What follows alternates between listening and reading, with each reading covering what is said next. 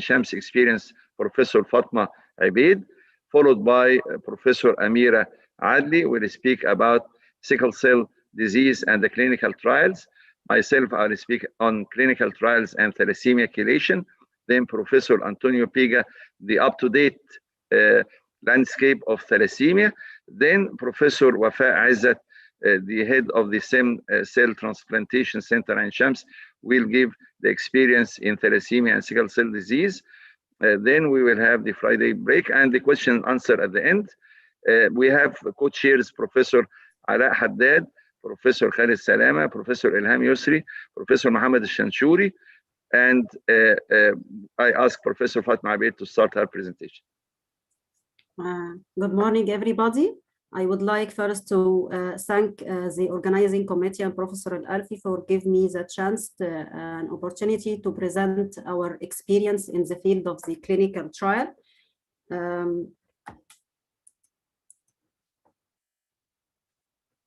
I will speak first about who we are as an institute for research.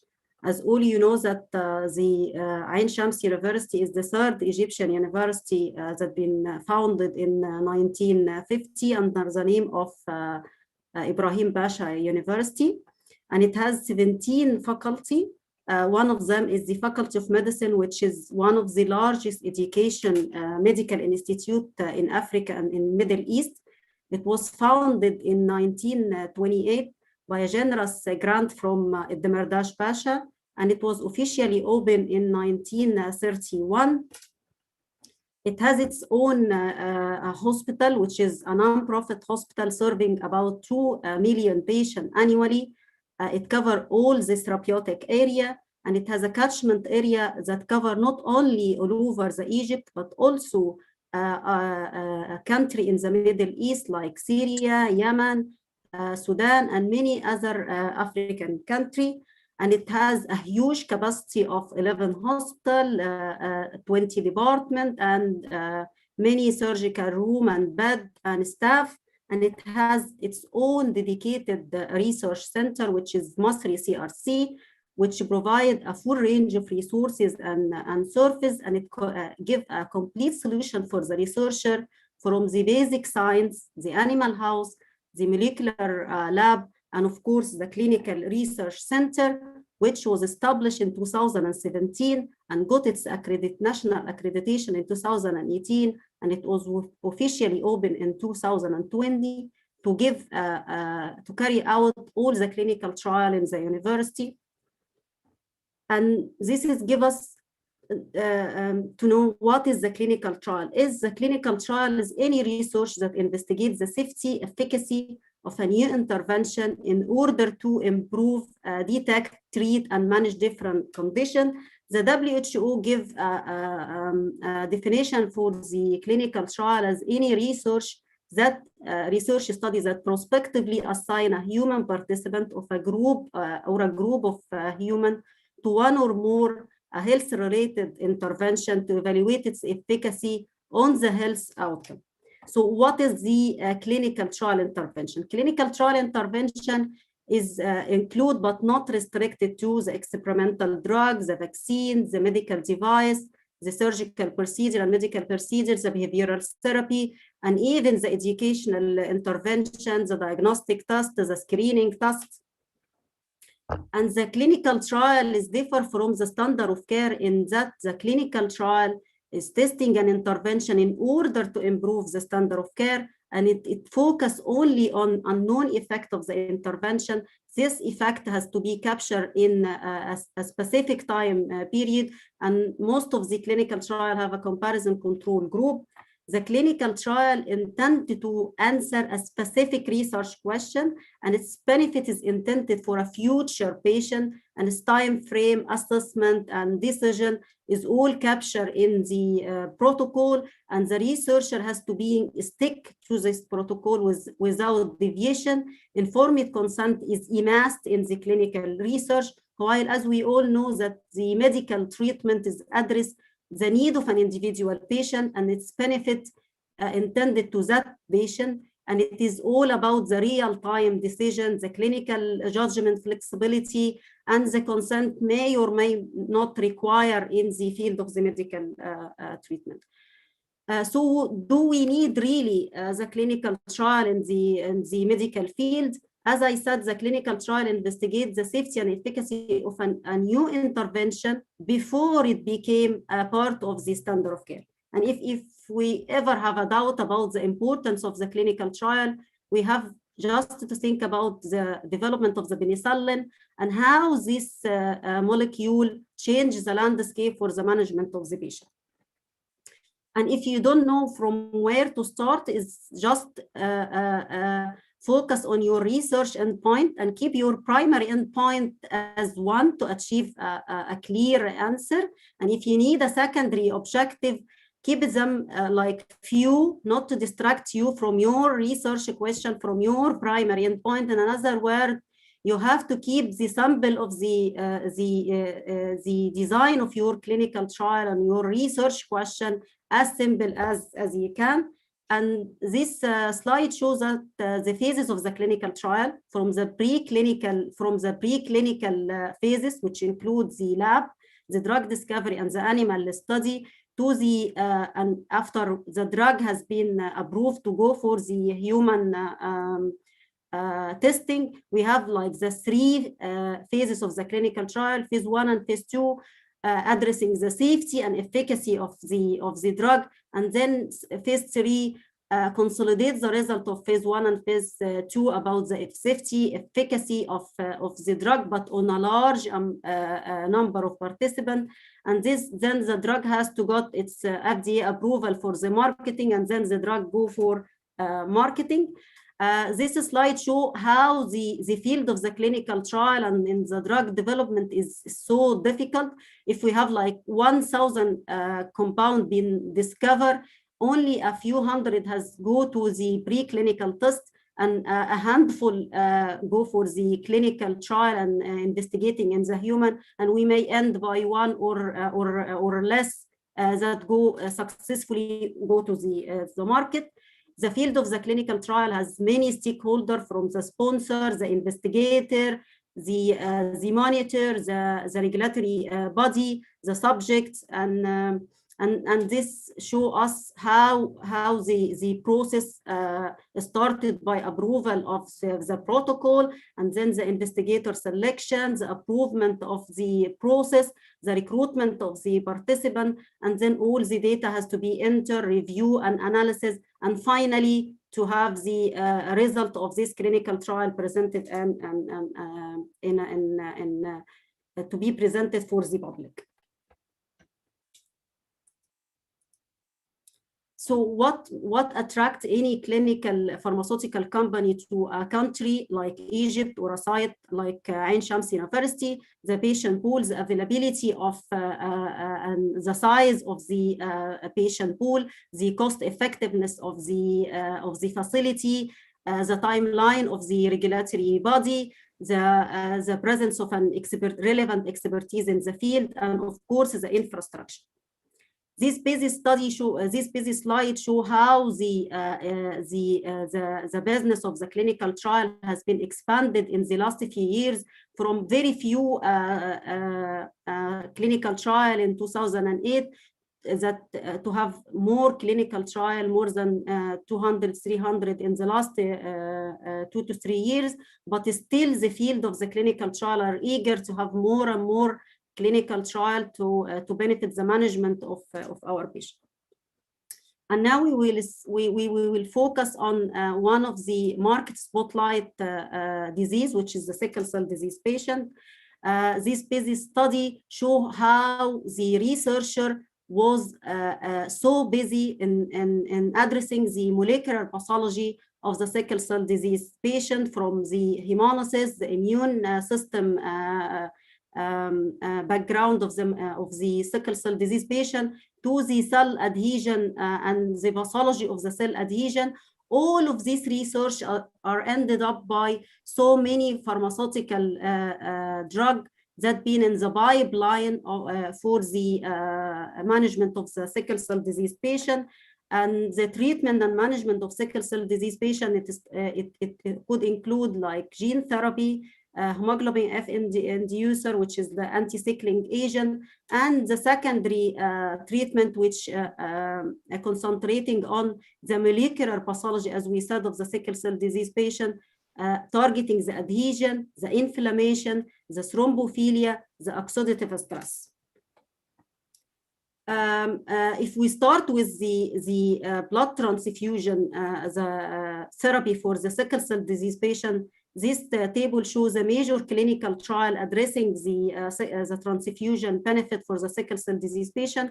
And we will focus on the STOP and STOP2 trial, which shows the importance of the chronic transfusion regimen in primary prevention of the stroke in patients with sickle cell disease patients who have abnormal transcranial Doppler ultrasound. And when in the STOP2 trial, we stop the transfusion, it resulted in increase the rate of abnormal conversion of the TCD.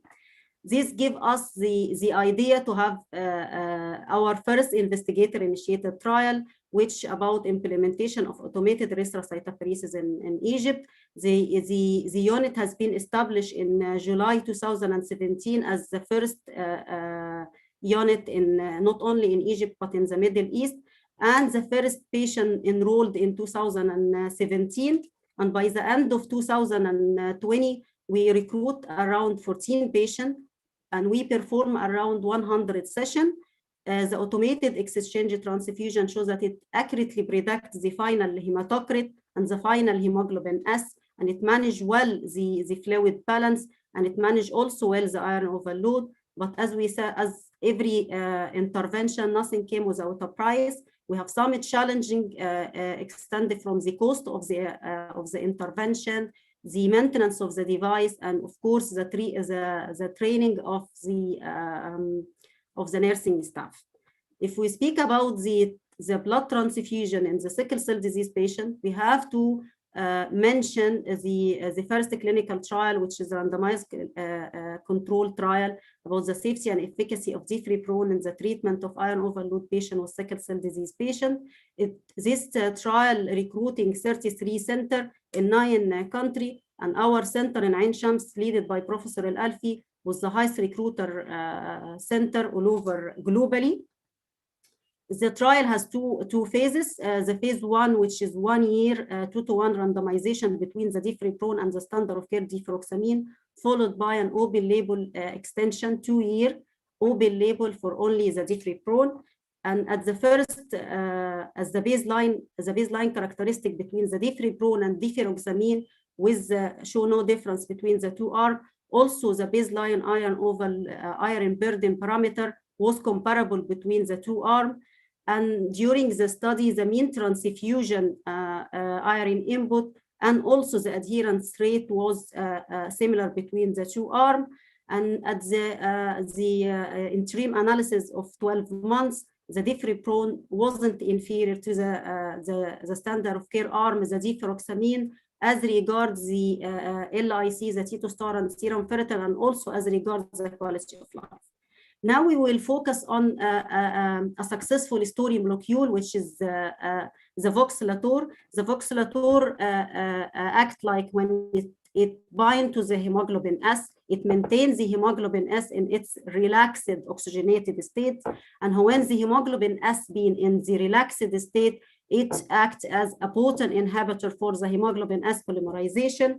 The first trial in the voxelotor in the children was conducted in 2 parts. The first part was a single dose of 600, and in the second part it was a multiple dose of 900 and 1,500. And the aim of this study was to select the most suitable 2 doses for further assessment.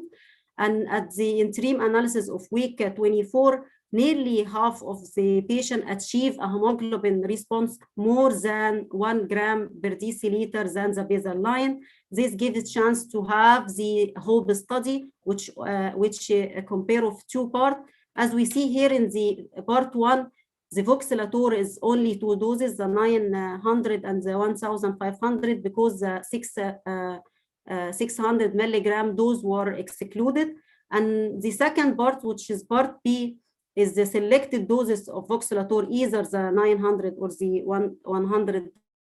1,500 against the placebo. And the primary endpoint here was the percentage of the sickle cell disease patient who achieve hemoglobin response more or equal than 1 gram per deciliter at week 24. On the interim analysis at week 12, the earlier than the primary endpoint, 58% of the patient on the larger dose, which is the 1,500 dose, show improvement of more than 1 gram per deciliter than the baseline. And this improvement was regardless the baseline anemia severity, and was regardless that the patient have or not have receiving hydroxyurea. And also patient with the large dose show improvement in the hemolysis, and this was indicated by the improvement of the absolute reticulocytic count, and also about the improvement of the level of indirect bilirubin. And when we go to the safety, we found that the adverse event percentage of the patient between the voxelotor in the 2 doses and the placebo was comparable. And the success in the previous trial, all the participants has been offered to continue in an open label extension study. And the patient will be continue, and the study will be continue until the voxelotor have the marketing authorization in our country. And because of the successful story that, as we said, the voxelotor clinically have increased the hemoglobin and improved the hemolysis, and also demonstrate fewer VOC with sustainable increase of the hemoglobin. And also voxelotor show generally safe and well tolerated. This makes the voxelotor meet the criteria for the FDA accelerated approval. And on discussion with the FDA about the approval, they require like post-marketing confirmatory study to confirm the clinical benefit of the voxelotor and maintain its approval. I like this slide because it shows how the clinical trial and the research in general been accumulative. This result, this figure from the STOP-2 trial, and it shows that an increase of 1 gram per deciliter associated with decrease in an improvement in the transcranial Doppler. And in the HOPE study, the voxelotor show an increase in the hemoglobin level of 1 gram per deciliter. And from here came the hypothesis that voxelotor may improve the transcranial Doppler. And this is Dr. Fatma, you have 1 minute. 1 minute. And this phase 3 study,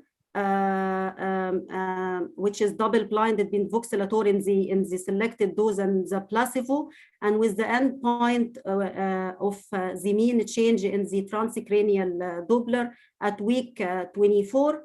And we hope, finger crossed, to enroll the first patient globally in this trial in the coming few days. And as we see in all the presentations that there is so many investigational products are in the pipeline for the management of the sickle cell disease patient, but we don't have the time to explore more. And at the end, I would like to thank all my professor and colleague for their tremendous effort in the pandemic to maintain the service for our patient. And thank you for all of you.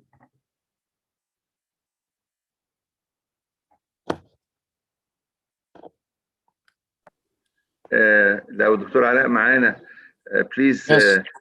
Okay, go ahead. Yeah, I sorry I missed the start. I don't know whom should I introduce, and I don't know whether we are going to take questions now or not. Okay, so I introduce Professor Amira. We have chairing this session Professor Alaa Haddad, Professor Khalid Salama, Professor Mohammed Shanshuri, and Professor Ilham Yusri. And Khalid Saleh cannot make it. and I introduce Amira, then Professor Ala will take over the questions and answers at the end before the Friday prayer. Professor Amira will address the sickle cell disease, pathophysiology, and clinical trials, chelation therapy. Very interesting.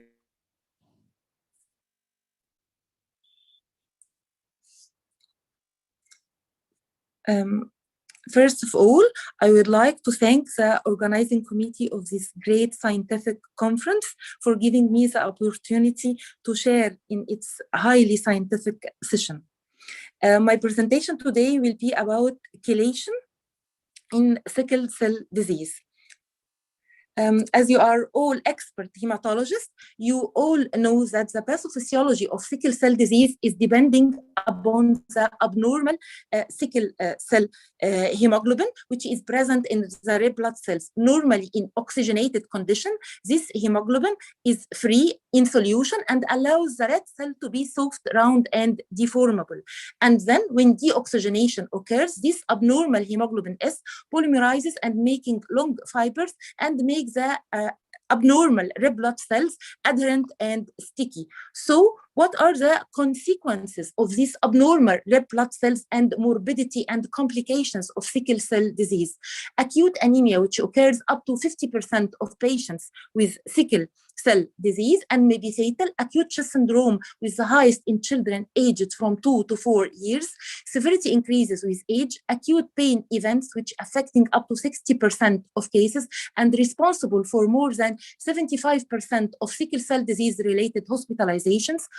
Gallbladder stones, functional asplenia, which associated with high risk of infection, ischemic priapism, nephropathy with up to 18% progress to end-stage renal disease, osteonecrosis, pulmonary hypertension, retinopathy, and many risks occurring during pregnancy. Stroke, which its risk elevated by 300-fold in children with sickle cell disease versus children without, and venous thromboembolism. And then going to iron, which has two phases. The first phase is that iron is life essential for respiration, energy production, substrate conversion, hemoglobin synthesis, oxygen transport, DNA synthesis, neurotransmitter synthesis, transcription, and oxidation reduction. And the other bad phase of the iron is deleterious, releasing the labile free iron, which is very toxic, leading to oxidative cell damage to all tissue organs. So what is the end organ damage in iron overload? The repeated transfusion resulting in increased circulating iron, increased saturation of transferrin, increased non-transferrin binding iron, and labile plasma iron. Both free iron enter tissues and forms the reactive oxygen species, causing lipid peroxidation and end organ damage. So to cope with the inevitable, this pool of labile cell iron, which is very deleterious, is acting upon the chelators, which are the tools designated to safely extract the labile iron and thereby lead to depletion of the cellular iron pools to prevent the oxidative stress causing by this free iron. So this labile toxic pool of iron is detoxified by two conditions. First is the chelator, and the second is the non-enzymatic natural antioxidant occurring naturally in the body to protect the body against the deleterious effect of this free iron. What is labile iron? Labile iron is the exchangeable between the bio-ligands and redox active, very toxic, but the most important is that it is chelatable, so we can act upon by the chelation to prevent its toxic effect. The labile plasma iron and the labile cell iron both are redox active and chelatable to prevent the toxic effect on the cellular and tissue conditions which can be detoxified by the chelator. This slide only to say that after intake or many blood accumulating due to frequent blood transfusion, serum transferrin is increased and iron transport protein in blood and extracellular fluid increased. The capacity can be exceeded, resulting in non-transferrin wired iron, which is the most toxic form of iron. The iron as a toxin, increased transferrin saturation occurs appearing in the investigation more than 50%, leads to deposition of iron in non-erythroid tissue, such as heart, liver, pancreas, leading to congestive heart failure, hepatic fibrosis, diabetes, and the other deleterious effects. This is the cellular effect of the free iron, leading to DNA damage with mutagenesis, protein and lipid peroxidation with decreasing the ATP, and lysosomal fragility with subsequent cellular injury. This is the measure of body iron content you all know and expert in this, that is serum iron, serum transferrin, ferritin, liver biopsy, liver MRI, cardiac MRI, and bone marrow aspirate. This slide to say that liver iron concentration using the MRI is now the gold standard in measuring the cellular and tissue iron accumulation, non-invasive, and the most important that it correlates with the total body iron, correlate with the cardiac iron, and it gives nearly the same result of liver biopsy, which is an invasive form.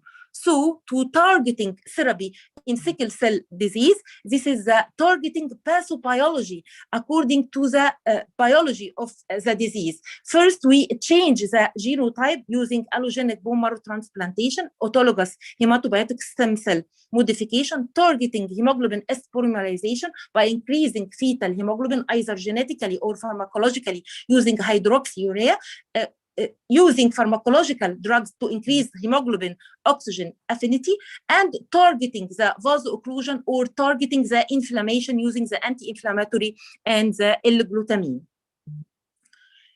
Then coming to the transfusion therapy, management of sickle cell disease with the challenges and risks of transfusion. We have a transfusion goals for the sickle cell disease patient to improve oxygen carrying capacity by increasing total hemoglobin level, decrease blood viscosity and increase oxygen saturation, suppress endogenous production of sickle cell blood cells, and all these lead to prevent and resolves the vaso-occlusive events. What are the type of transfusion? Either intermittent and chronic, simple transfusion, or exchange transfusion, either automated or manual transfusion. The most important is to select the best type of transfusion. Sickle cell disease patients may have expanded plasma volume due to chronic anemia, which limits the blood volume. So exchange transfusion is the best. It decreases the blood viscosity and with minimal iron accumulation. This is to highlight that the transfusion modality, either simple targeting hemoglobin S less than 30%, or simple transfusion targeting hemoglobin S less than 50, or automated exchange transfusion exchange. The least iron accumulation occurs with automated exchange transfusion with 0.05 iron accumulation. So the best is automated exchange transfusion. And the indications of transfusion, either simple or exchange transfusion in an intermittent form to relieve the acute symptomatic anemia, aplastic crisis, acute splenic hepatic sequestration, acute stroke, acute chest syndrome, acute and severe infection or before surgery, or prophylactic to prevent recurrent stroke or prevent the first stroke or complicated pregnancy or chronic renal failure. And there is some controversy in acute pain episode, either to transfuse or exchange transfuse, and in leg ulcers and in prevention of pulmonary hypertension. So transfusion has benefit and risks. We should balance the benefit and risks of transfusion. The benefit is that it increases the oxygen carrying capacity, dilutes the hemoglobin S. Transfusion may be beneficial to prevent stroke, acute chest syndrome, preoperative aplastic crisis, but it has the other phase, the other deleterious phase, which is iron overload, delayed hemolytic reaction, red cell alloimmunization, transfusion acquired infection, venous access problem, and transfusion non-hemolytic reaction. An important issue in sickle cell disease, it has a key difference in other chronic hemolytic anemia, is that in sickle cell disease, in absence of repeated blood transfusion, as in healthy population, storage iron rarely exceeds 2,000 milligrams, being present mainly in the macrophage, liver, and spleen. In marked contrast to other hemolytic anemia, iron deficiency is described in non-transfused sickle cell disease population. Therefore, only when repeated blood transfusion are given does iron overload develop in sickle cell disease. So transfusional iron overload using pharmacological targeted chelation therapy is very important in order to chelate the toxic non-transferrin binding iron. When to start chelation in sickle cell disease? They recommend that chelation is starting when serum ferritin reaching 1000, LIC 7 milligram, and also the National Institute of Health added that when cumulative transfusion of 120 cc of packed red blood cell per kg is additional criteria to start the chelation therapy. Hepatic iron deposition is the most serious and the most causing complication in sickle cell disease.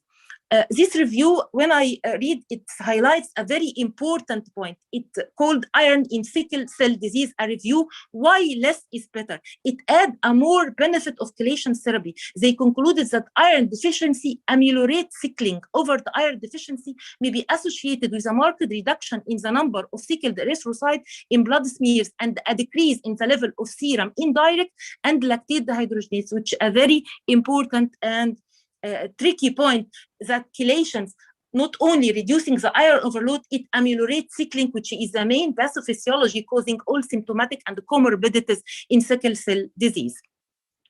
Going to this trial, it's a multinational, multi-center trial, is a randomized controlled trial of the efficacy and the safety of difribrone in iron overload patients with sickle cell disease and other anemia. All we know that difribrone is an iron chelator indicated for the treatment of patients with transfusional iron overload due to thalassemia and syndrome, and FDA approval is based on a reduction in serum ferritin. Transfusions are frequently used in the management of sickle cell disease, and the safety and effectiveness for difribrone have not been established for the treatment of transfusional iron overload in patients with sickle cell disease.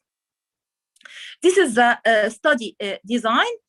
We screened patients more than 2 years of age with sickle cell disease as a diagnosis, mainly in 80%, and other rare anemia with inclusion criteria LIC from 7 to 30. And they randomized into 2 arms with 2:1. First arm taking difribrone in a dose 25 to 33 milligram per kg, and the second arm using diferoxamine according to the iron overload, and optional to continue 2 years extension with difribrone on 15 to 33 milligram per kg. Our primary endpoint is a change in liver iron content, LIC, at 1 year, and the success is detected by difribrone is non-inferior to diferoxamine in reduction of LIC after 1 year. And the secondary endpoint is a change in cardiac iron concentration and serum ferritin after 1 year. And the safety endpoint is the frequency of adverse event and the serious adverse event in both arms. This is our algorithm of the study. We screened 439 patients and randomized patients into the 2 arms. Screening failure were mainly patients who didn't met our inclusion criteria, and difribrone were 152 patients, completed from them 106 and withdrawn 46, which is a small percentage, and disfrar completed 58 patients. This is the baseline characteristics, which were similar in both arms of difribrone and diferoxamine, and the main diagnosis reached up to 85% were sickle cell disease, and the other 15% were the other rare anemias. This is the baseline iron burden in both groups by the LIC, cardiac MRI, and ferritin. It was non-significant in both arms at the baseline starting the study. And the most important is that there was no significant difference in the mean transfusional iron input between the 2 treatment arms indicated by the frequent blood transfusion calculated in both arms. And also we calculated the adherence rate, which were similar between the 2 study arms. It's very important because the compliance and the adherence rate and the patient satisfaction by the chelator is the main target and the cornerstone today in order to improve and to success the chelation therapy of thalassemia and other chronic hemolytic anemia. And the treatment adherence was both evaluated monthly in each treatment arm, and it was non-significant difference in both arms. Giving the results of our study, we found that difriprone is non-inferior to deferoxamine based on a change of liver iron content after 1 year. The decrease in liver iron concentration with minus 4.04 in difriprone and minus 4.4 in deferoxamine with non-significant difference between the two arms, and also non-significant difference between the two arms in decreasing the cardiac iron overload after 1 year of the study. And difriprone is again non-inferior to deferoxamine based on a change in serum ferritin after 1 year. The most important is the safety, especially you are taking and making the trial in a pediatric age group. So the adverse event is a very important issue. And we found that only the mild adverse GIT effect, which is higher in difriprone in comparison to deferoxamine arm, and slight elevation in serum transaminases in difriprone arm compared to deferoxamine. And also regarding the deferoxamine, it has increased in injection site pain and injection site swelling, although these side effects, this local painful side effect is not present in the oral chelator arm, which is the difriprone. And an important striking result is that no difference in the incidence of neutropenia or agranulocytosis between the two arms. Actually, this study was different in many other previous studies, which were reporting that neutropenia is more frequent in difriprone. We found that agranulocytosis, moderate and mild neutropenia, is present in both arms with non-significant difference. And we concluded that the efficacy of difriprone for the treatment of iron overload in patients with sickle cell disease or other rare anemia is non-inferior to that of deferoxamine, as assessed by the changes in iron load by measuring of the tissue iron overload in LIC and cardiac Q-star, which is directly related to the total body iron. And also the safety profile of difriprone is acceptable and consistent with that previously seen in thalassemia syndrome. And the result of this multi-national randomized trial is published in Blood in 2019 and concluded the same safety and efficacy and non-inferiority of difriprone in sickle cell disease patients' treatment of iron overload. And also in the literature, I found many other trials published concluded the same. This is a trial, difriprone versus deferoxamine in sickle cell disease, results from 5-year long-term Italian multi-center randomized clinical trial, and they concluded the same long-term iron chelation therapy with difriprone associated with safety and efficacy.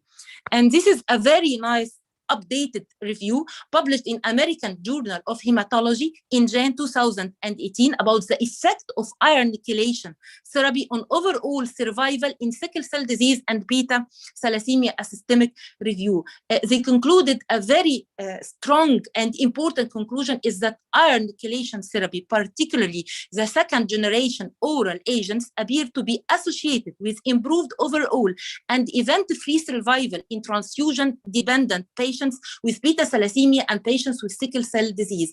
And as you all know, the life expectancy of all chronic hemolytic anemia is now become a very very long and advanced because of the advancement in both chelation, transfusion, and many targeted therapy. So it's very important to play and to act about the event-free survival and the long-term complications, which is much improved by the oral chelation therapy.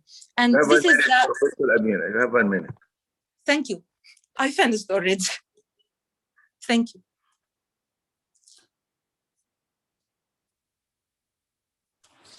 Thank you, Professor Amira. And now it's my pleasure to introduce my dear friend, Professor Dr. Mohsen Alfi. He's a well-known figure, and actually I don't need to introduce him.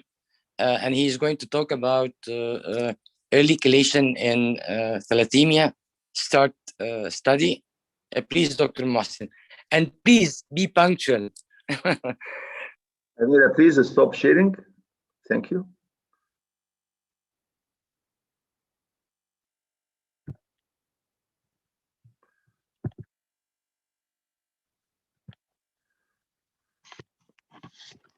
Thank you, Professor Ale. dear co-chairs and the attendees. I'll speak about difribrone in thalassemia, the modern chelation. It is already a century since the first publication or diagnosis of colitis in Detroit in 1925, coming after a century to effective gene therapy. Luspatercept will be the next talk, and effective cure for hepatitis C by the new anti-HCV treatment.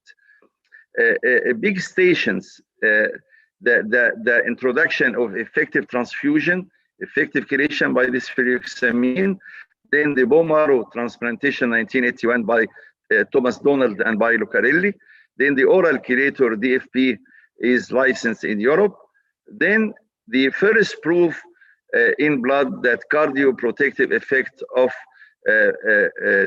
Ferribrox in 2006 by Caterina and the Italian group, and it is licensed in Europe, the Frasirox. Then my contribution in two studies, both of them for the minimal total body iron. We need the total body iron to be to the very minimum, LIC less than 2 milligram, and ferritin maybe less than 200. In 2015, difribrone and the Frasirox combination, and in 2018, the early use of difribrone to minimize the total body iron. This is very old photo. This is 7 years ago. This is 5 years later. This is Al-Azhar Park. We see the citadel at the background. This is Ramadan 2019. This is Ramadan. And this is the Quran competition. We make it every year, except last year. These four, the three children and the elder sister, she cannot see, and she learned them how to know Quran in the Quran competition, and she went to go to Umrah herself and her father.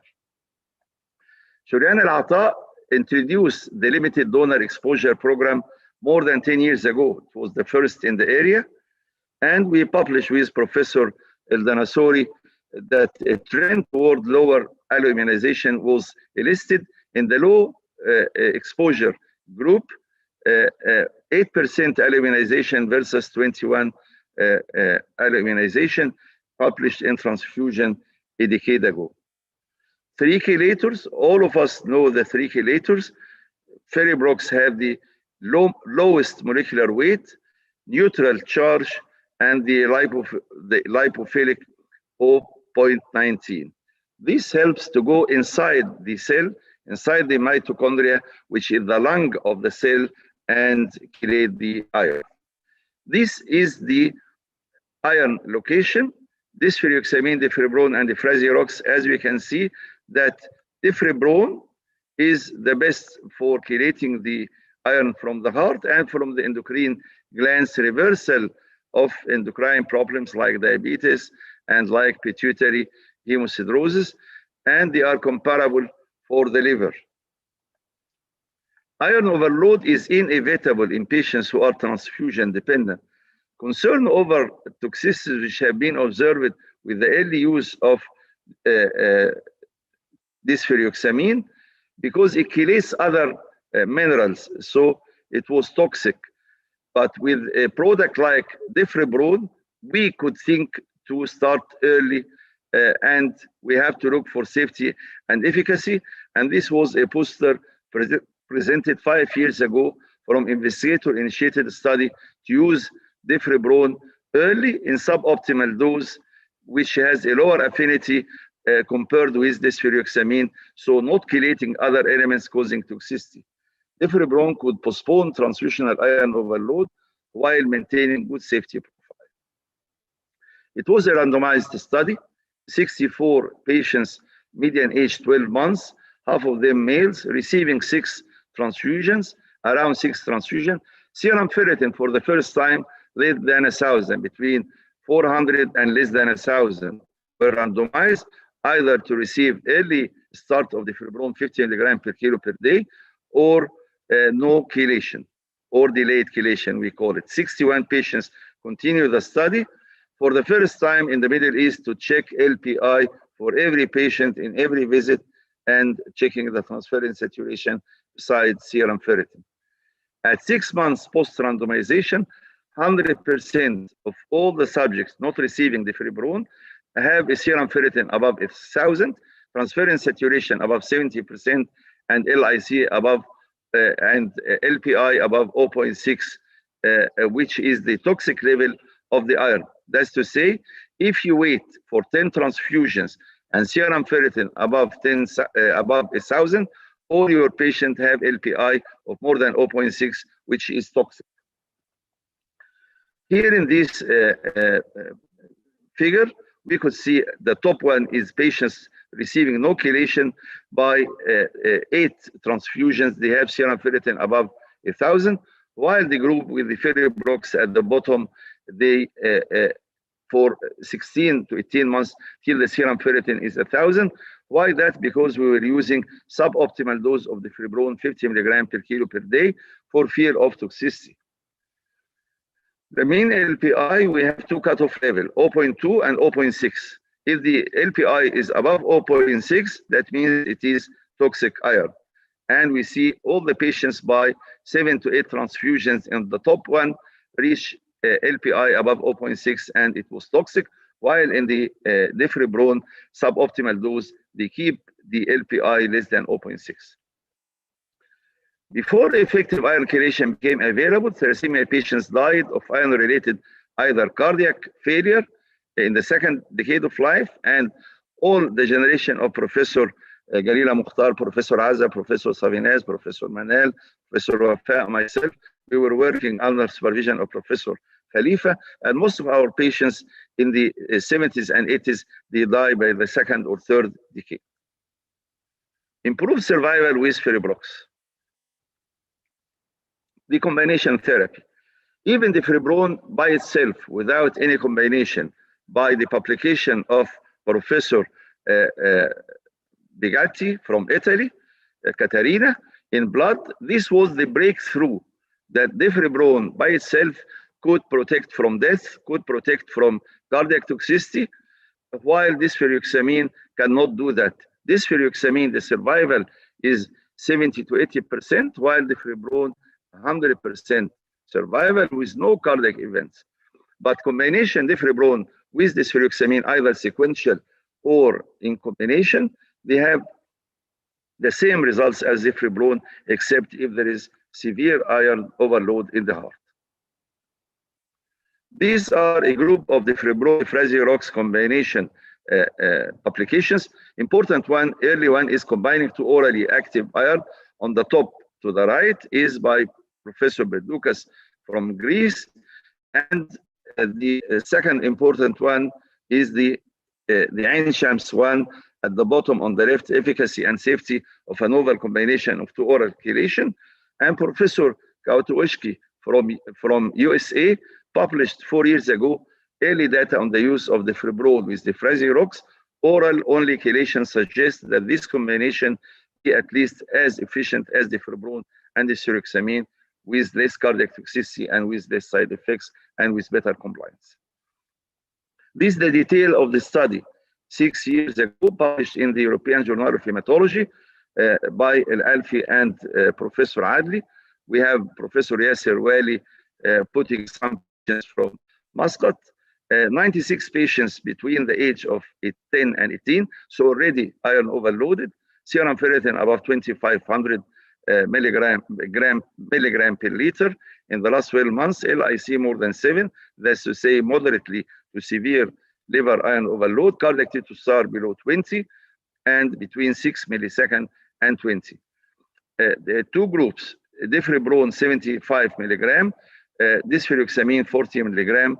On the other side, defibrone 75 milligram and the Frazirox 30 milligram, which is above the optimum dose of the Frazirox. We could see here serum ferritin is becoming lower with the defibrone, the Frazirox group.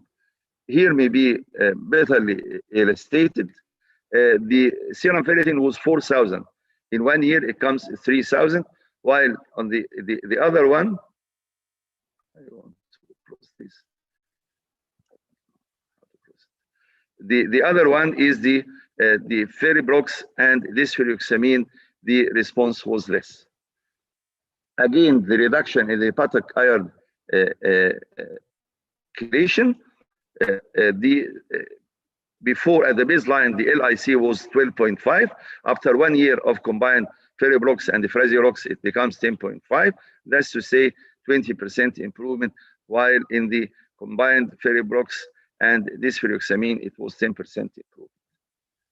Superior cardiac T2-STAR, of course, deferriprone is the key role in improving cardiac toxicity, and there is an increase from baseline of T2-STAR, cardiac T2-STAR, from 16.5 to 18.3 to 19.3, with improvement of 20%. Meanwhile, the quality of life is improved, and the happiness of the patient with the treatment was better in the deferriprone Frasirox combination. This is the increased adherence and patient satisfaction, 95% and 80%. And actually, it takes from us a hard work to convince the patient that they are critical, they have cardiac problem, liver problem, they have to be compliant. No other adverse events on combination.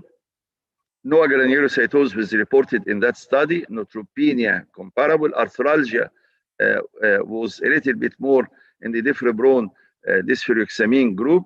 Gastrointestinal complications was more with the comparable in the both groups. Skin rash was more in the Frasirox deferriprone group because of the Frasirox. Okay, oral iron chelator combination as a good chelation therapy for heavily iron overloaded. So if he's not heavily iron overloaded, deferriprone could be enough therapy. Both iron chelation combinations were equally effective. That's to say, deferriprone and the Frasirox, deferriprone and desferrioxamine.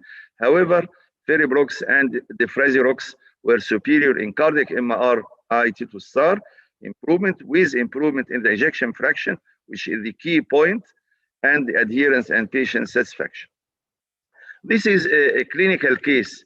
A girl, 22 years old, born in Cairo, 1998, intervening segment 1, 110, start transfusion at the age of 16 months. The parents were aware of the transfusion and the value. That's to say, hemoglobin was kept between 8 to 11, which is not the usual, the pre-transfusion level. Serum ferritin around 2000. Start chelation at the age of 3 years. At that time, desferrioxamine was used, and we delay chelation till the age of 3 years. 50 milligram per kilo per day, 5 days a week, sub-Q by the pump. And serum ferritin was 1700, 60% compliance. Few years later, she joined a clinical trial for the Frasirox at the age of 10 years. Serum ferritin was 1900, LIC was 22, going up, and that's the value of MRI. We never realized that the LIC is 22. In the clinical trial, we find patients 40 plus, and above 50, the machine itself is not accurate, above 50 milligram, which is very, very toxic to the liver and causing in the future hepatocellular carcinoma. Cardiac T2-STAR, 19 millisecond, ejection fraction 66, and LIC goes from 22 to 20. Here is clear serum ferritin was going up while LIC is going down, which is a common phenomenon. We find it. Cardiac T2-STAR becoming a little bit worse because the Frasirox is not that efficient in patients with cardiac toxicity. Ejection fraction also goes, I guess, from 66 to 64%. She was escalated from 20 to 25, compliance was 60%. Her height was below 5th percentile. Her Tanner score was 2 to 3 at the age of 14, and at 15, she didn't achieve menarche. She was back to desferrioxamine, 50 milligram per kilo per day, compliance around 50%, LIC 19. T2-STAR is worsening, ejection fraction is worsening. Deferriprone was initiated in 2015 with a dose of 100 milligram, escalated to 100 milligram within a month. T2-STAR was 16, ejection fraction 60. 1 year later, start improvement. The cardiac T2-STAR from 14 to 16, ejection fraction from 59 to 60. 2 years later, she was put on combination difribrone and difrazirox. Difribrone 75 milligram, difrazirox 20 milligram, compliance 70%. 1 year later, serum ferritin is 1600, LIC is 12. From 22 to 19 to 12.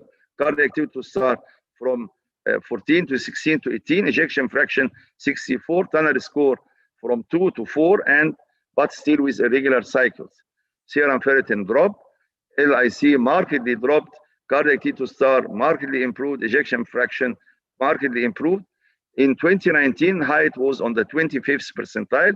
As you remember, it was 5th percentile with regular cycles, hemoglobin A1C normal, serum ferritin 1100, LIC 9, T to start 21 millisecond. The heart is cleared from the iron. Ejection fraction excellent, 66%. It was 59%. She continued till now on the difribrone monotherapy with regular follow-up, good quality of life, on 75 milligram, compliance 80 to 90%, maintain serum ferritin around 600, LIC of 9, coming close to 7 milligram, which is a good number. T to start 22 millisecond, ejection fraction 65%. Ferribrox combination therapy offers higher efficacy in your patient. Unique physicochemical properties facilitates iron removal from myocardium, especially with the difribrone. More effective iron chelator in removing cardiac iron, improves survival with cardioprotective effects. Ferribrox and difrazirox combination has a synergistic effect by accessing different iron pools. Ferribrox and difrazirox combination is effective and safe. And I would like to acknowledge the Ain Shams Pediatric Hematology Oncology team. Without them, nothing could be accomplished. And in red is my team in these 2 clinical trials. King of Egypt, send regards to everyone, and thank you all.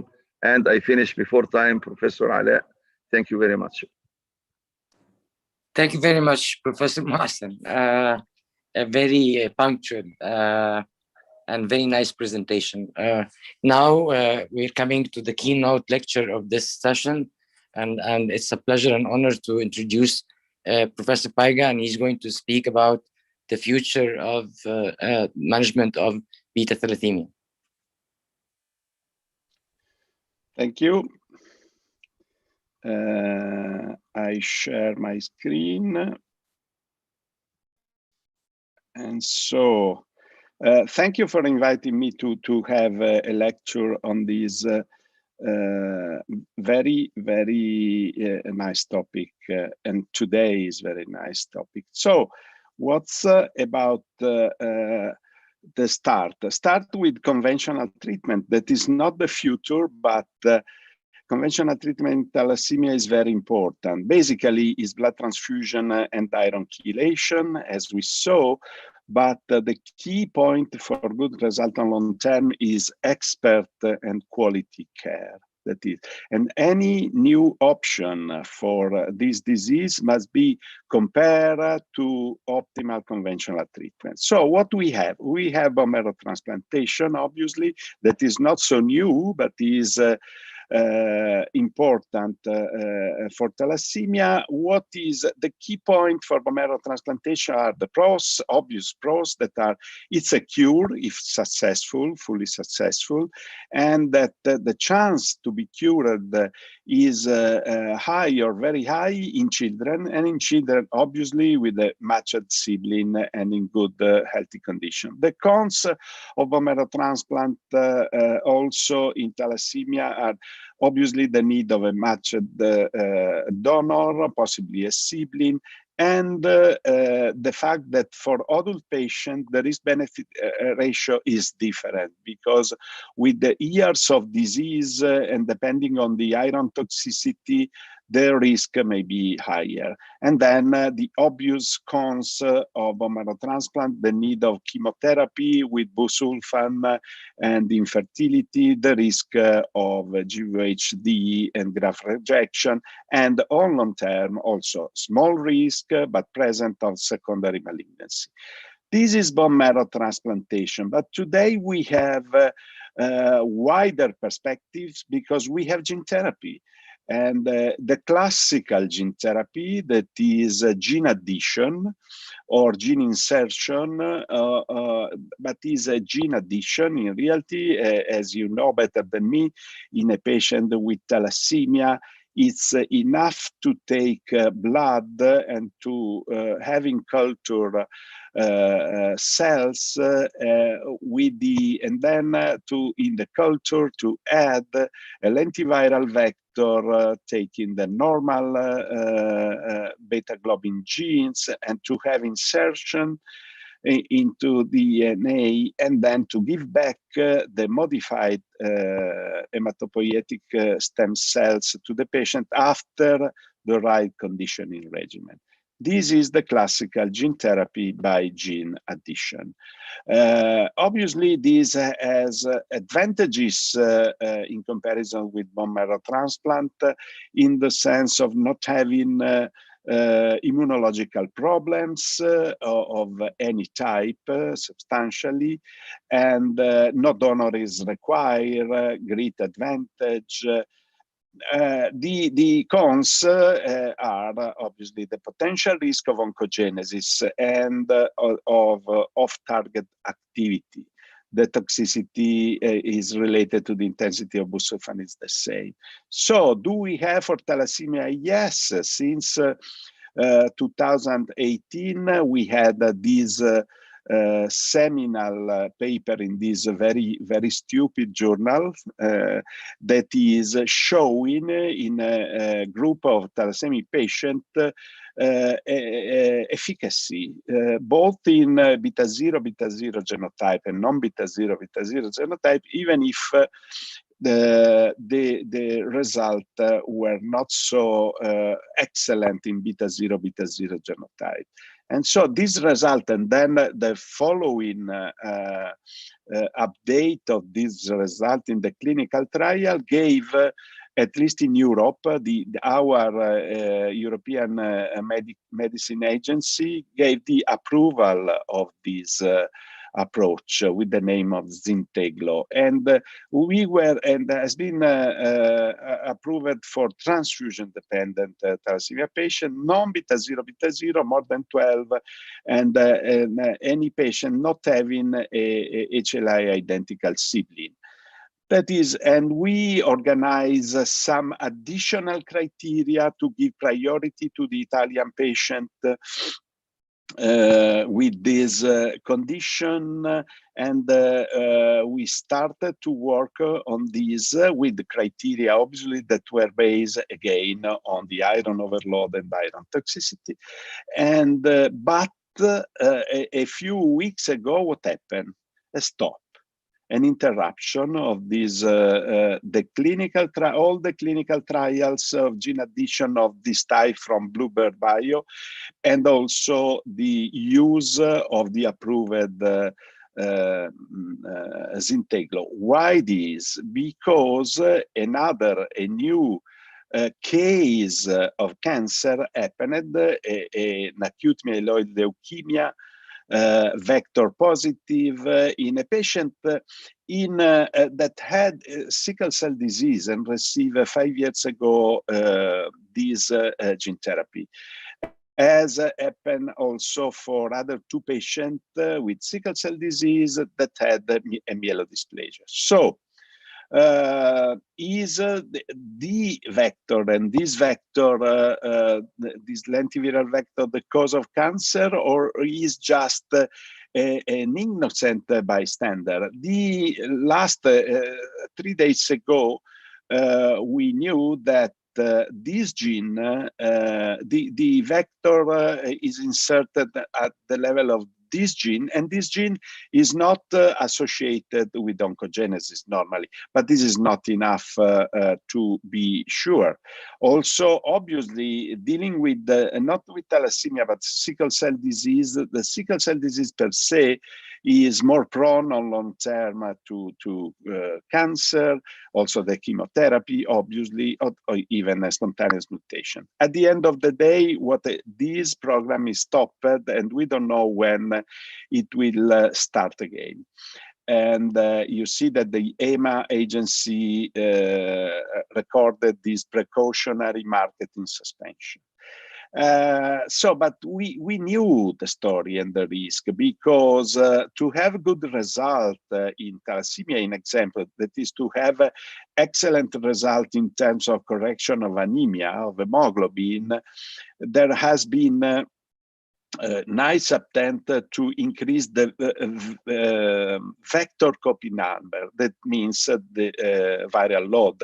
And this is well known, that is increase the risk of insertional mutagenesis, because the insertion with this approach is random, is not specific, is not selected, is random. So there is something else that is in perspective for the future better for any disease, including thalassemia, that is gene editing.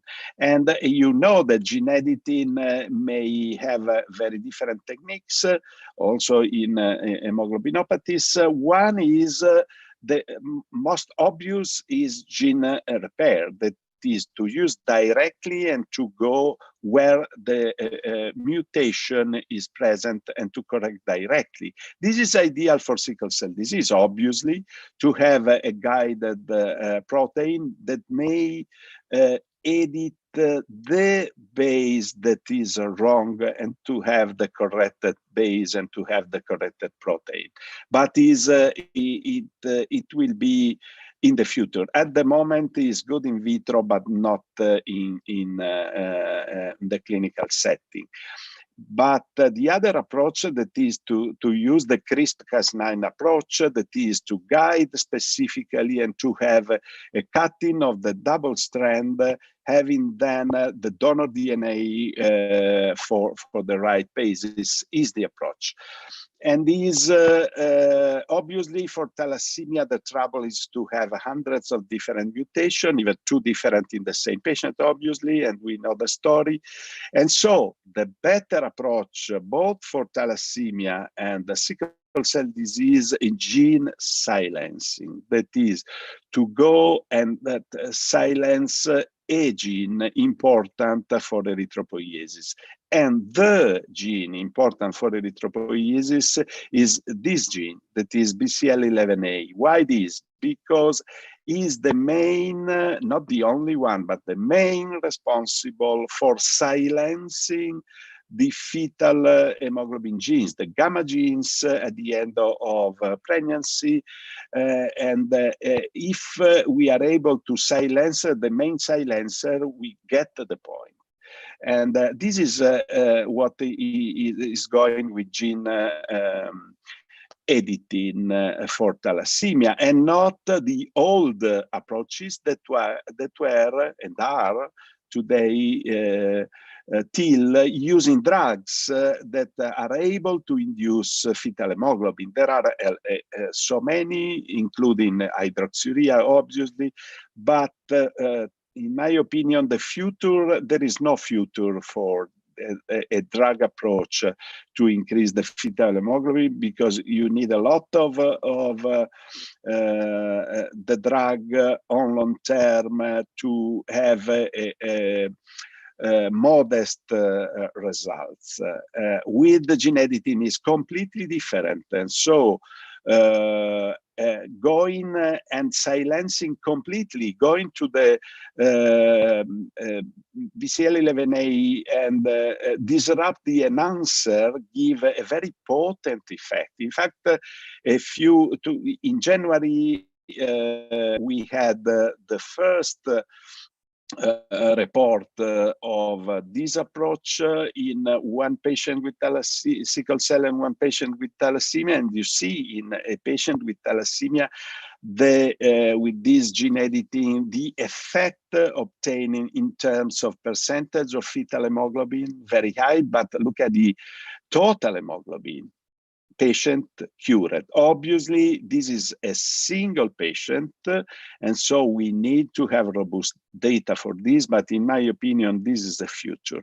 And there are a lot of clinical trials running on gene therapy in thalassemia or sickle cell disease, and a lot of switch from the approach with viral vectors, gene addition, to the approach of gene editing using at most a CRISPR-Cas9 approach, trying to correct. And so there are also papers that have this title and discuss nicely about the plethora, lucky plethora of gene therapies for hemoglobinopathies. Obviously, the limiting factor is for this safety, because science doesn't know enough today on this topic, mainly for the safety. We know that off-target activity is ever present even with this very specific approach, because the approach is specific. You obtain very easily the on-target result you want to obtain specifically, but you have ever the off-target activity because you give a double cut of the two strands of DNA. So you may obtain also deletions that predispose to chromosomal abnormalities that predispose to bad news. And also to have the double strands is a strong inductor of the activation of p53, and you know that p53 is so important in the nuclear regulation and cellular regulation, and is giving deactivation, is giving a depletion of cell renew in a hematopoietic stem cell. So this is the case. What else? We have disease-modifying treatments for thalassemia that are in full development and very interesting, even if are not a full cure, are potentially very, very interesting. So, and there are a lot of clinical trials active at this moment on many different approaches in trying to modulate the erythropoiesis. I will not bore you with all of these, but I just mentioned two. One is to go and to give an iron restriction of erythropoiesis. In thalassemia, this is very effective also, not just in improving the iron metabolism, but also in improving the erythropoiesis. And what else of using directly the main hormone of this, that is hepcidin, that in thalassemia is very depressed. So using hepcidin as a drug is possible to have a potent effect, but these trials are ended at the moment. Practically, we are part of these because it's too potent. It's a too potent approach, very different to tune the effect, dosing, etc.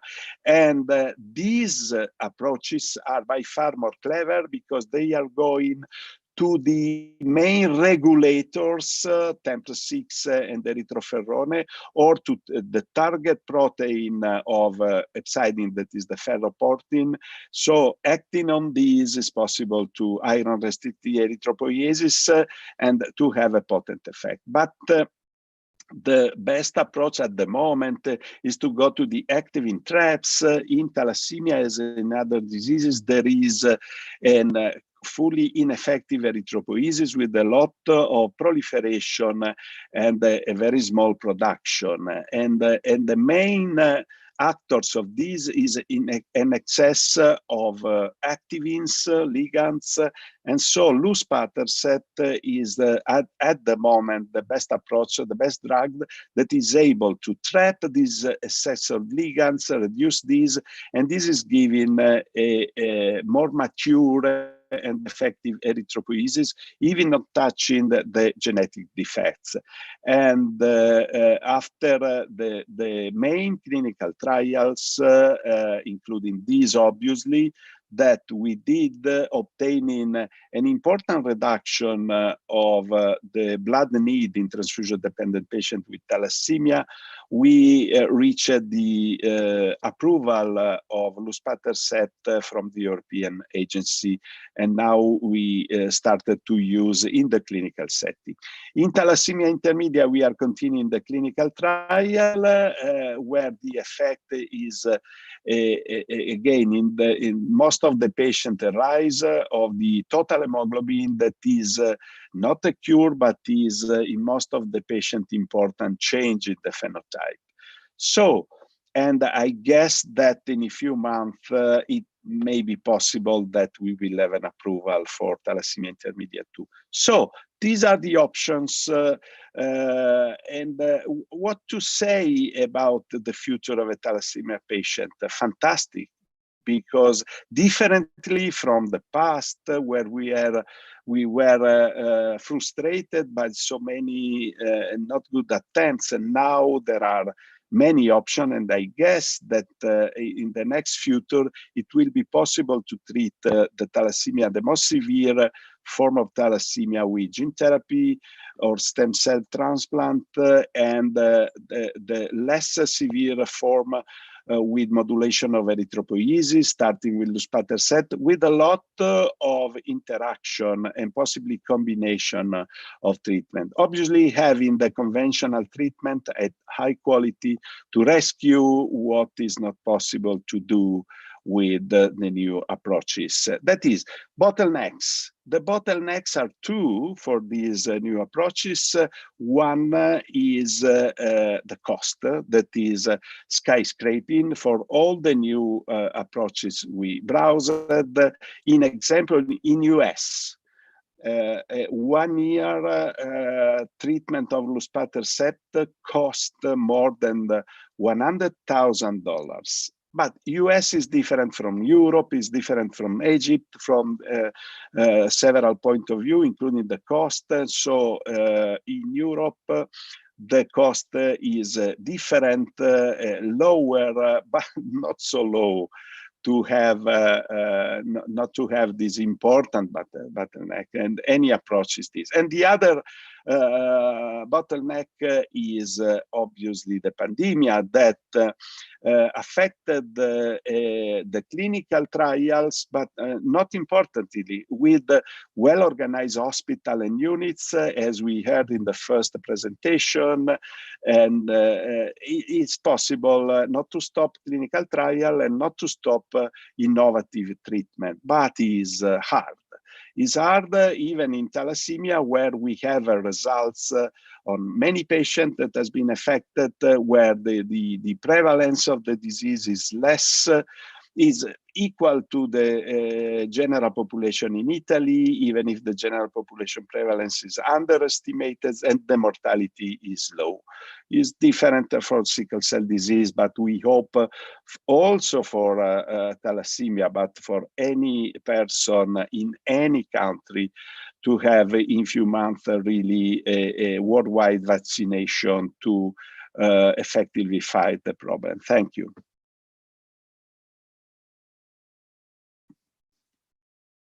Thank you very much, Professor Paiga, for such an elegant presentation.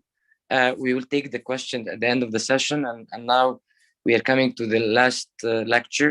And Professor Wafa Izzat, the bone marrow transplant program director at Ain Shams University, is going to talk about the experience of LVMT and the differences between transplanting sickle cell disease and beta thalassemia major.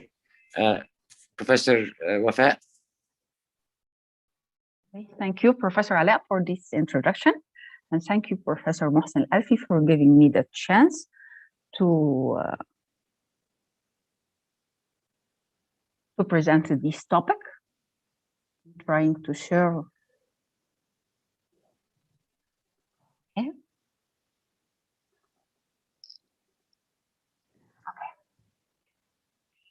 So my topic is hematopoietic stem cell transplantation in hemoglobinopathies, thalassemia major versus primary video. Am I shared now? Yes. Thalassemia major versus sickle cell disease. Make it the full screen, Dr. Wafa. Is it not full screen? Not yet, Professor Wafa. Just the at Now the bottom. it's now full screen. Yes, yes. Yes, okay. Thalassemia major and sickle cell disease are most common hereditary hemoglobinopathies. They are thalassemia major originating from the Mediterranean area, Middle East, and Asian region, while sickle cell disease originated from throughout Central Africa. More than 50,000 children are born worldwide per year with thalassemia, and this is added to the burden of the disease. Over the last 50 years, hypertransfusion and iron chelation therapy are the mainstay of treatment. However, these treatments are often ineffective due to complications related to transfusions, complications related to iron overload, and we heard very nicely from Professor Amira about the complication of iron in this disease. Inadequate iron chelation because of lack of compliance and the cost of chelation therapy. Therefore, this approach of supportive care, in spite of the marked improvement in the field, is associated with significant morbidity and mortality. Up to 50% of these patients developing significant organ damage by the adult time, like cardiac cirrhosis and heart failure, polyendocrinopathies, hypogonadism, hypothyroidism, hypoparathyroidism, diabetes, hepatic cirrhosis, and liability to carcinoma. Now, hematopoietic stem cell transplantation is the only curative approach to this disease.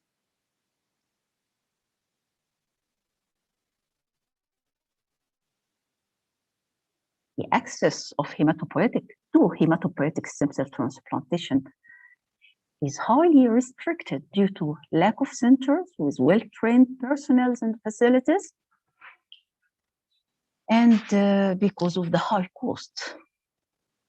50,000 children with beta thalassemia major added to the worldwide population each year, only 5,000 of them received the allogeneic transplantation worldwide over the last 30 years. So only 5,000 transplanted in thalassemia over the last 30 years, in spite of this disease burden yearly.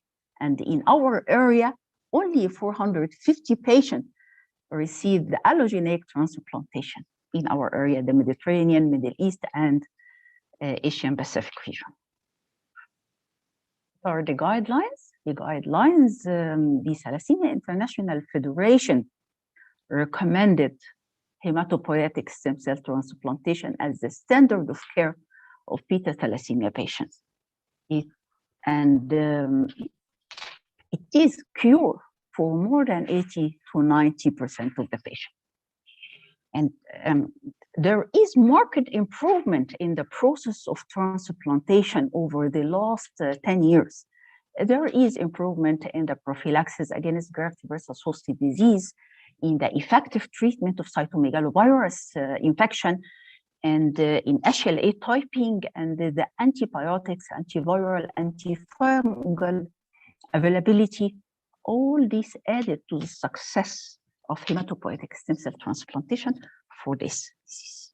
Same, the European EPMT Working Party for Pediatrics recommend hematopoietic stem cell transplantation for thalassemia, and this is the survival and the disease-free survival, 94% and 98%, with low incidence of rejection or recurrence. Bone marrow stem cells and cord blood stem cells, hematopoietic stem cells, are the main source for stem cells in thalassemia transplantation, and the overall survival and thalassemia-free survival are very high with both of them. Looks like there is no difference between the bone marrow transplant and the umbilical cord transplant in those patients. The overall survival and the thalassemia-free survival is much better with class 1 disease, class 1 disease than class 3, and it is 95%, 90% in class 1 overall survival and the thalassemia-free survival than class 3. And the classification is based on the size of the liver, the fibrosis, and the compliance to chelation therapy. So early transplantation before iron overload and before tissue damage with iron is better. In class 3, there is very high risk group with liver size more than 5 centimeters and age more than 7 years. And this very high risk group also fare worse with the transplant. The outcome is lower.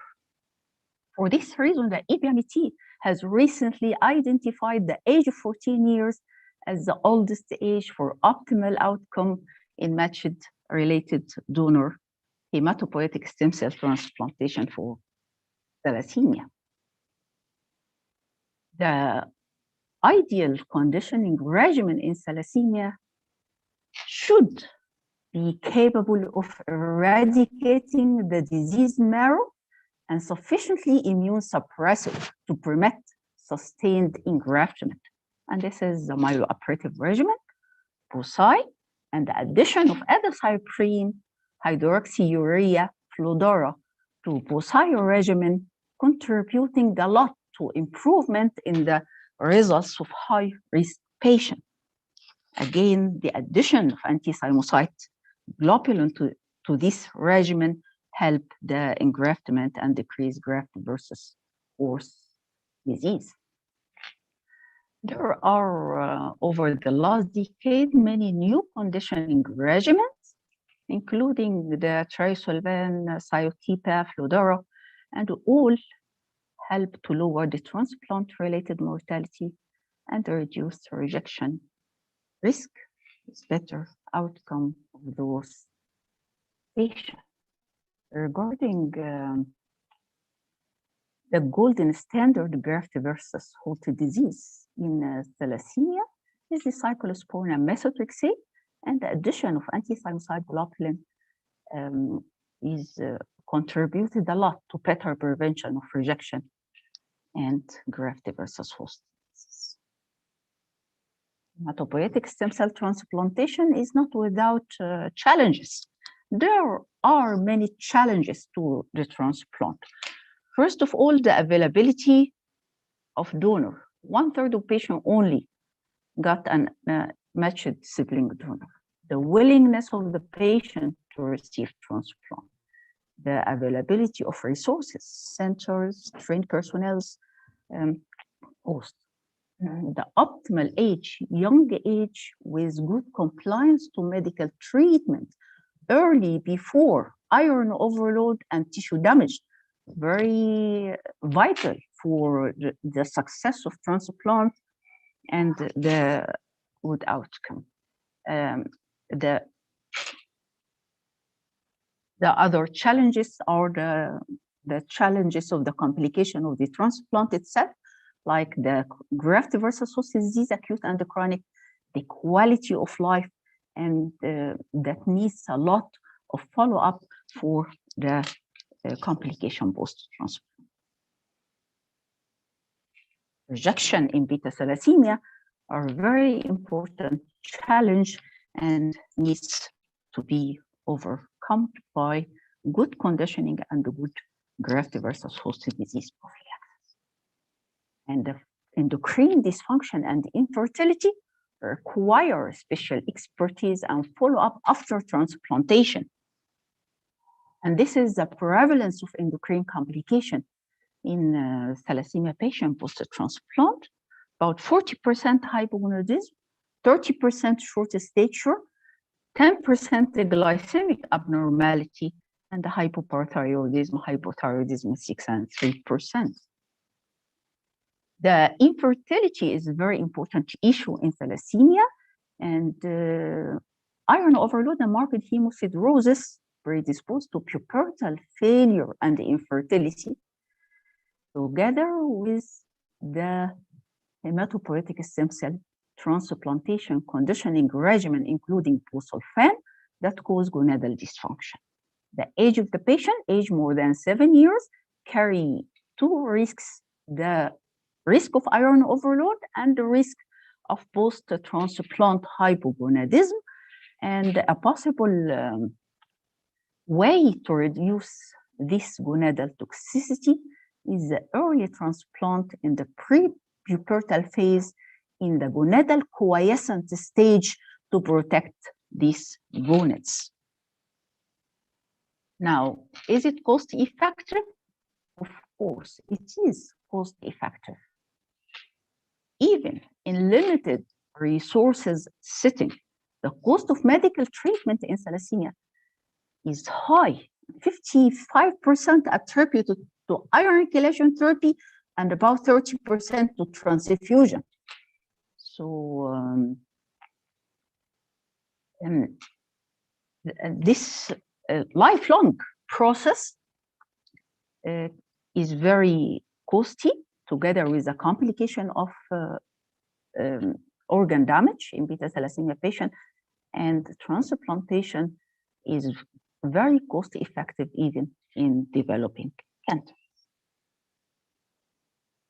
Now, and these are the recommendations for transplantation in thalassemia. First, early transplant before iron overload, especially with the presence of matched sibling donor, the use of myeloablative conditioning and the ATG in the graft versus host prophylaxis, and the managing the iron overload even after the transplant with good follow-up of the patient later on.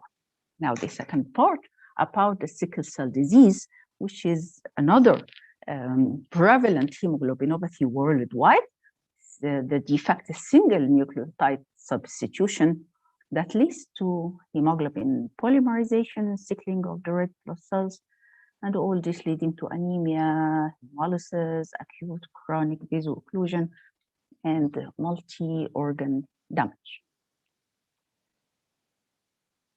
There is marked improvement in the perspectives of children with sickle cell disease over the last 1 or 2 decades because of the implementation of the newborn screening, penicillin prophylaxis, the vaccination program, the chronic transfusion and hydroxyurea, the early detection of cerebral vasculopathy. However, they are by the adult time, you get tissue complication and tissue damage, organ damage, multi-organ damage because of the iron overload, and the pathophysiology of the disease is again nicely presented by Professor Amir. Now, what about allogeneic transplantation? Is it recommended in sickle cell disease? Yes. Now it becomes an important therapeutic option for sickle cell disease.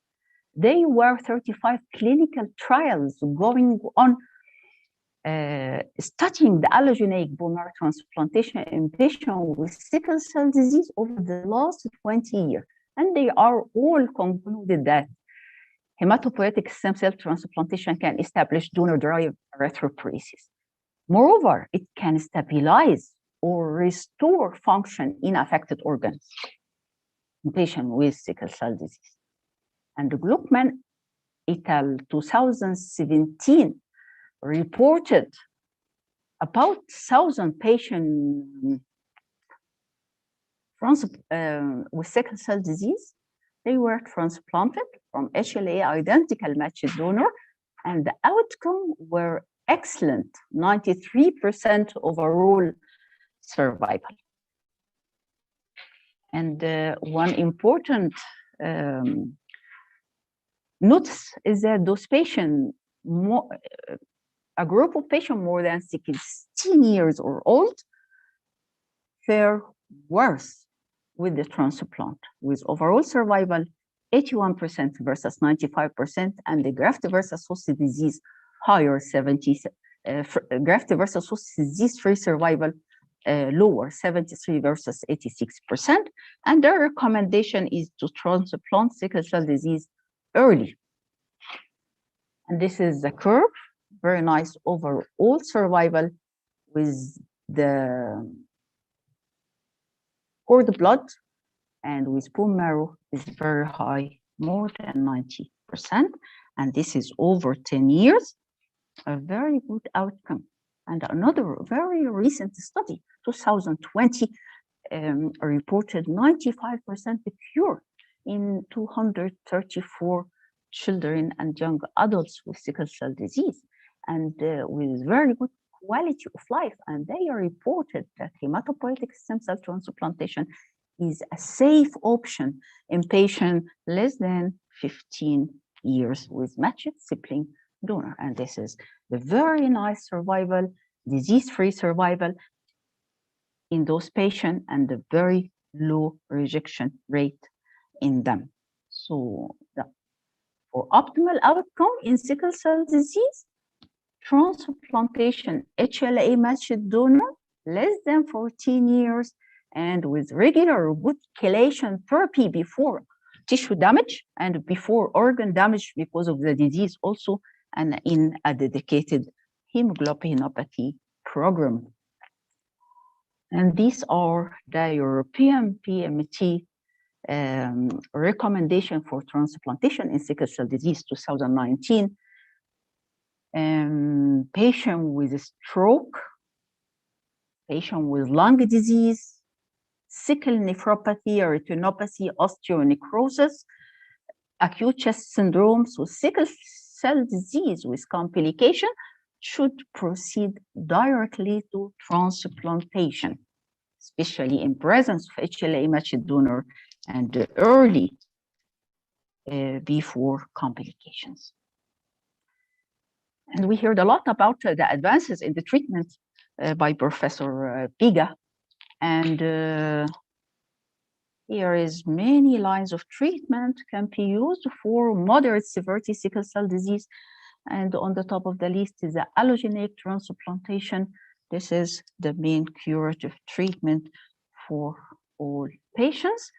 And this is to stress the point that the standard of care, the 5 lines standard of care of for medical treatment and HLA matched transplantation, and haploidentical transplant, mismatched family donor transplant, still phase 3 for sickle cell disease. It's not a standard of care till now, so please wait for this.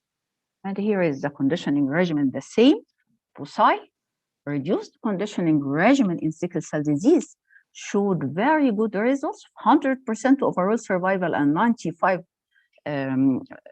disease-free survival in many studies.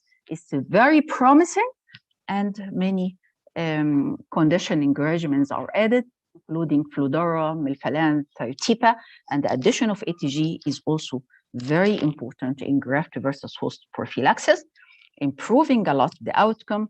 And the recommendation again is young patient with matched sibling donor before organ damage, before the school age, and unmanipulated bone marrow and umbilical cord blood from matched sibling donor is the recommended stem cell source. Regarding our pediatric Ain Shams University transplantation unit, only 6 patients were done in our unit from 48 patients whole number of our whole number of transplant. 6 patients only done. However, the good news, 100% of them, the overall survival is 100%. The disease-free survival is 85%. They are 5 in a very good shape. 5 of them in a very good shape. We have 30 seconds, Professor Wafa. Thank you very much. Thank you very much. Thank you.